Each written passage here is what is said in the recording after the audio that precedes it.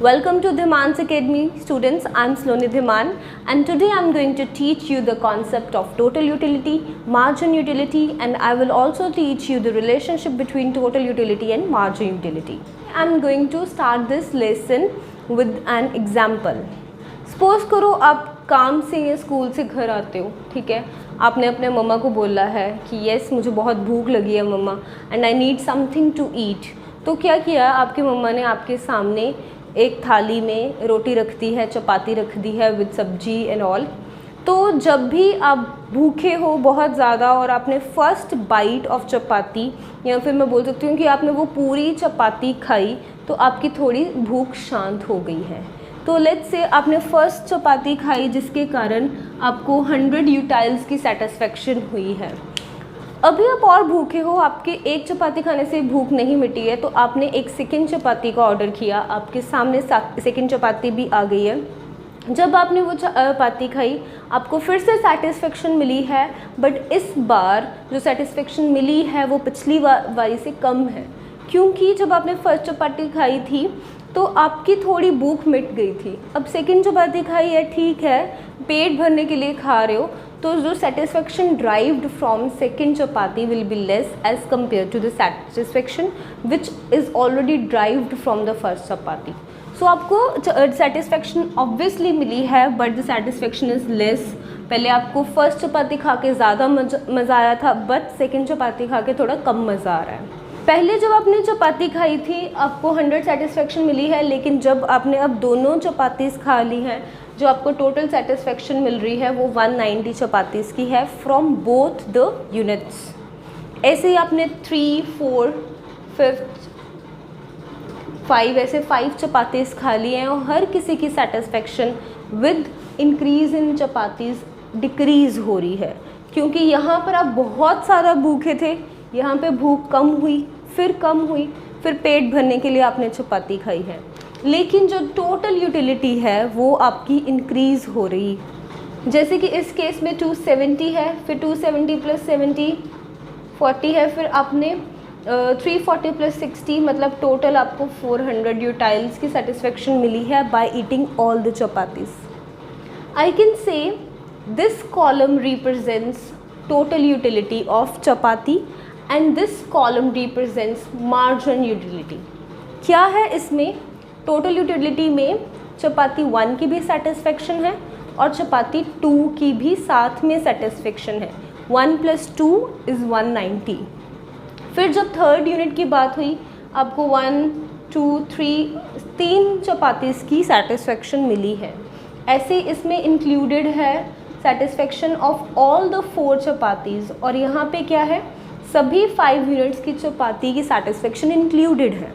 So this is the concept of total utility, जिसमें satisfaction सभी चपातीज़ की इंक्लूडेड है, and the total satisfaction which is derived from consuming 5 units is 400 rupees is 400 utils. Satisfaction derived from 1 unit पर वो decrease कर रहा है is called margin utility. ये हर चपाती के साथ चेंज हो रहा है, डिक्रीज़ कर रहा है जैसे जैसे चपाती इंक्रीज़ हो रही है। यूनिट की यूटिलिटी को हम मार्जिन यूटिलिटी बोलते हैं, एंड सभी यूनिट्स की यूटिलिटी को हम टोटल यूटिलिटी बोलते हैं। To draw its diagram, on X axis we will take units, on Y axis we will take total utility and margin utility. You can see the total utility is increasing with increase in units, so it is always upward sloping like this. Margin utility is decreasing with increase in unit, so its curve will be downward sloping. Obviously you can plot MU and TU if you really want to, otherwise ऐसे भी कर सकते हो, there is no harm in it. Now I will tell you the relationship between total utility and margin utility. Expanding the same example, हमने 6th और 7th unit को भी ले लिया है। जब हमने 6th चपाती खाई we have not gain any satisfaction, because हमारा जो पेट है ऑलरेडी भर चुका है, तो we are at this equal satisfaction level, and in this case margin utility will be 0।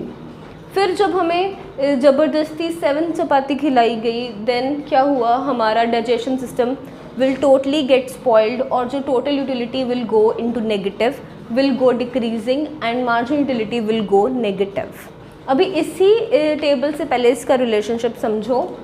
पहले mu डिक्रीजिंग है यहाँ तक, but total utility is increasing.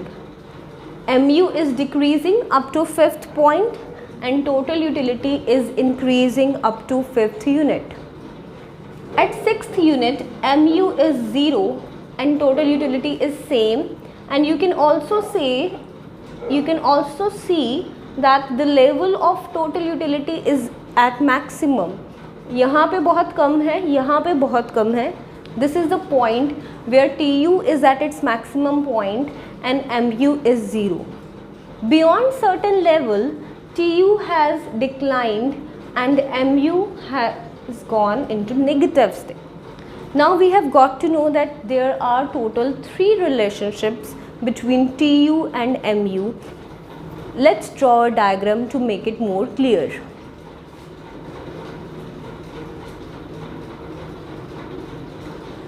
We will make 2 diagrams. One is for Tu and one is for mu. We will take units on x-axis.